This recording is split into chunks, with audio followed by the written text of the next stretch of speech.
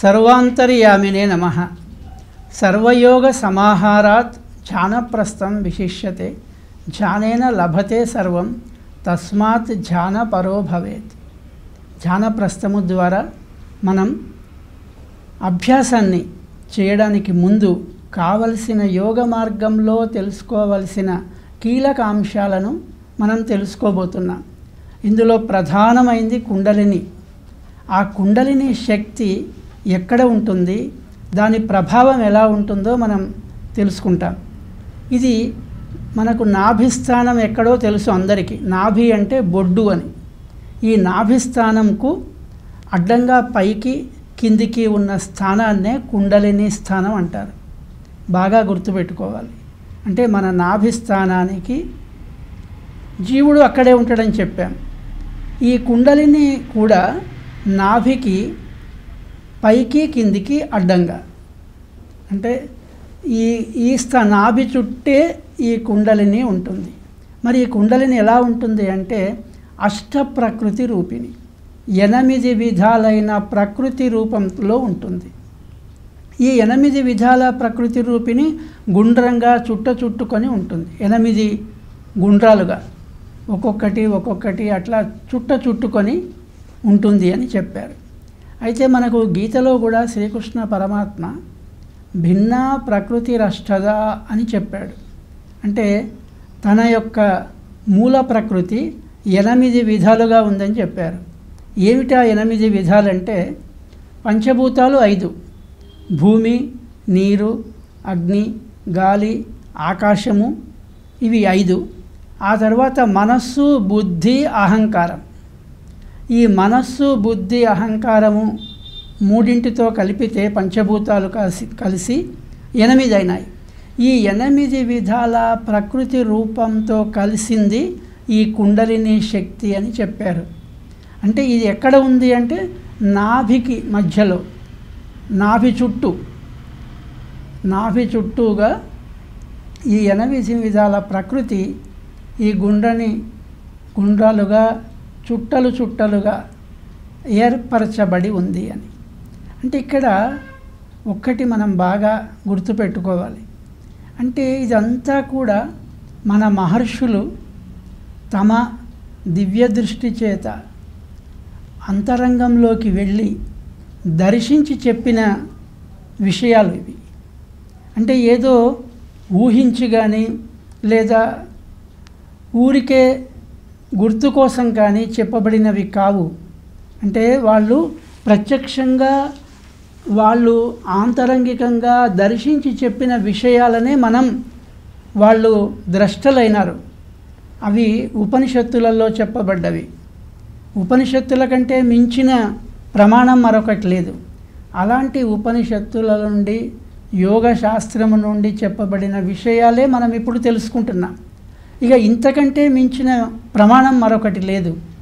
ఈ కుండలిని శక్తి ఏం చేస్తుంది, దీని ప్రభావం ఏ విధంగా ఉంటుంది అంటే శరీరం లోపల జరిగే వాయు సంచారానికి అనుగుణంగా జలాన్ని, అన్నాది ఆహార పదార్థాలన్నీ అంతటా పక్క భాగాల్లో నిరోధిస్తుంది. ఒకటి గుర్తుపెట్టుకుందాం, మనము ఆకలి వేయగానే ఆహారం తీసుకుంటున్నాం, దాహం కాగానే జలం తీసుకుంటున్నాం. లోపలికి వెళ్ళిన తర్వాత ఏం జరుగుతోంది, ఏ విధంగా అది ప్రభావం చూపిస్తుంది అంటే ఈ కొన్ని ఇలాంటి శక్తులు, యోగశాస్త్రంలో తెలుపబడిన ఇలాంటి కుండలిని శక్తి అనేది అంటే వాయు సంచారం తోడవుతుంది. ఈ కుండలినికి వాయు సంచారం తోడవడం వల్ల మనం తీసుకున్న జలాన్ని కానీ, నీటిని కానీ, ఆహారాన్ని కానీ అంతటా పక్క భాగాలకు వెళ్ళేటట్టుగా నిరోధిస్తుంది. అంటే ఆపివేస్తుంది పక్క భాగాల్లోకి. అంతేకాక ఈ కుండలిని శక్తి ఇంకా ఏం చేస్తుందంటే తన ముఖంతో యోగ సమయంలో, ఇప్పుడు ఈ కుండలినికి యోగానికి ఏమిటి సంబంధం, ప్రతి యోగ శాస్త్రంలో కూడా ఈ కుండలిని గురించి చెప్తారు. కుండలిని యోగం అని ప్రత్యేకించి కూడా ఉంది.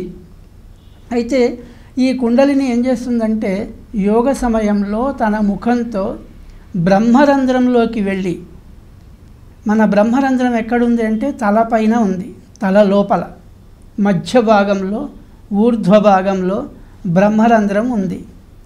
అపానంతో అగ్నిలా ప్రకాశిస్తూ ఉంటుంది. ఇక్కడ ప్రాణవాయువు మనం గతంలో చెప్పుకున్నాం. హృదయం నుండి ప్రాణవాయువేమో పై భాగానికి సంచరిస్తుంది, అపాన వాయువేమో కింది భాగానికి సంచరిస్తుంది. ఈ కుండలిని శక్తి ఏం చేస్తుందంటే బ్రహ్మరంధ్రంలో ప్రవేశించి అపానంతో అగ్నిలా ప్రకాశిస్తూ ఉంటుంది. అంటే ఇది భావన కాకుండా శక్తి అనేది కుండలిని మరి నాభిస్థానంలో ఉంది, అష్టవిధ ప్రకృతిలో కలిసి ఉంది, అష్టవిధ ప్రకృతితో కూడి ఉంది, 8 విధాలుగా ఉండి అపానంతో అగ్నిలా ప్రకాశిస్తూ ఉంది. అంతేకాక దీని శక్తి హృదయాకాశంలో గొప్ప ప్రకాశవంతమైన జ్ఞాన రూపంలా ఉంటుంది. అంటే కుండలిని శక్తి చాలా ప్రధానమైంది అని తెలుస్తుంది. ఏమిటి అంటే ఇది నాభిస్థానంలో ప్రధానంగా ఉంది. దీని యొక్క శక్తి, ఈ కుండలిని యొక్క శక్తి హృదయము బ్రహ్మరంధ్రం దాకా ప్రకాశవంతంగా ఉంటుంది. అంటే హృదయంలో ప్రకాశిస్తుంది, బ్రహ్మరంధ్రంలోనూ ప్రకాశిస్తుంది. ఎవరైతే అంటే సాధనలోకి వెళ్ళినప్పుడు తెలుస్తుంది. కుండలిని శక్తిని జాగ్రత్తపరచడం అంటారు. కుండలిని శక్తిని జాగ్రత్త పరిచితే హృదయం ద్వారా బ్రహ్మరంధ్రానికి చేరుకోవడం చాలా సులభం. ఇప్పుడు ఇది కేవలం అవగాహన కోసం మాత్రమే ఈ విషయాలను మనం ఇక్కడ తెలుసుకుంటున్నాం. దీన్ని గుర్తుపెట్టుకుంటే మనకు సాధనలో సులభంగా అది జరుగుతుంది. ఆ జరుగుతున్న సమయంలో మనకిది తెలియాలి కాబట్టి, అనుభవించాలి కాబట్టి విషయాన్ని మనం అవగాహన చేసుకుంటున్నాం. అయితే కుండలిని శక్తి యొక్క ప్రభావం ఈ విధంగా ప్రకాశ రూపంలో, అంటే అది వాయువుకి తోడవుతుంది, అగ్నిలాగా ప్రకాశిస్తుంది. అపాన ఎప్పుడైనా గుర్తుపెట్టుకోవాల్సింది ఏమిటంటే హృదయం, మన శరీరంలో అగ్ని వాయువు ద్వారానే, అంటే ప్రాణవాయువు అపానవాయువు యొక్క సంయోగం వల్లనే అగ్ని ప్రజ్వలిస్తుంది. అగ్ని ప్రజ్వలిస్తేనే మనం తిన్న ఆహారము లేదా జలము, మిగతా ద్రవ పదార్థాలన్నీ కూడా, ఘన పదార్థాలన్నీ కూడా సక్రమంగా పచనం జరుగుతాయి, లేకపోతే జరగదు. అందుకే ఇక్కడ వాయువు అగ్ని రెండూ బాగా పనిచేస్తుంటాయి. ప్రాణవాయువే అపానవాయు రూపంలో మారుతుంది, కానీ అగ్ని తోడవుతే మాత్రం ఈ పని జరుగుతుంది. అదే మాదిరిగా కుండలిని శక్తికి కూడా అటు వాయు సంచారము ఇటు అగ్ని రెండు తోడవుతాయి గనక అప్పుడు ప్రకాశం ప్రజ్వరిల్లి ఇటు హృదయానికి అటు మెదడులో ఉన్న బ్రహ్మరంధ్రానికి, కపాలంలో ఉన్న బ్రహ్మరంధ్రానికి కూడా ఈ ప్రకాశం, నాభిస్థానంలో ఉన్న కుండలిని శక్తి యొక్క ప్రకాశం చేరుతుంది. అయితే ఇదంతా కూడా ప్రాథమిక దశలో. సాధన, యోగ సాధన మొదలు పెట్టితే కానీ అప్పుడు అగ్ని ప్రజ్వలిల్లదు. ఆ యోగము సమయంలో ఏమవుతుంది, యోగ సాధన సమయంలో ప్రజ్వలిల్లడం ప్రారంభమవుతుంది. ప్రజ్వలిల్లడం ప్రారంభించినప్పుడు దాని ప్రకాశం హృదయానికి, బ్రహ్మరంధ్రానికి చేరుతుందని చెప్పబడింది. అయితే ఎప్పుడైనా కూడా ఈ యోగ సాధన విషయంలో అనుభవజ్ఞుల సమక్షంలో జరపమని అందుకే చెప్పారు. ఎందుకోసమంటే సందేహాలు ఏవైనా వచ్చినా, లేకపోతే సాధన సక్రమంగా జరగకపోయినా అప్పుడు ఈ అనుభవజ్ఞులు ఏం చేస్తారంటే తగు సూచనలు, జాగ్రత్తలు చెబుతారు. లేకపోతే అగమ్యగోచరంగా మారి లేదా ఇంకేదైనా అనివార్య ఇబ్బందులు కలిగే అవకాశం ఉంటుంది. కనుక జాగ్రత్త తీసుకోవాల్సి ఉంటుంది. మనం అభ్యాస సమయంలో అనుభవజ్ఞుల సమక్షంలో ఈ సాధనను మనం ప్రారంభిద్దాం. ఆశ్రిత జనాః ఆనందినో భవంతు.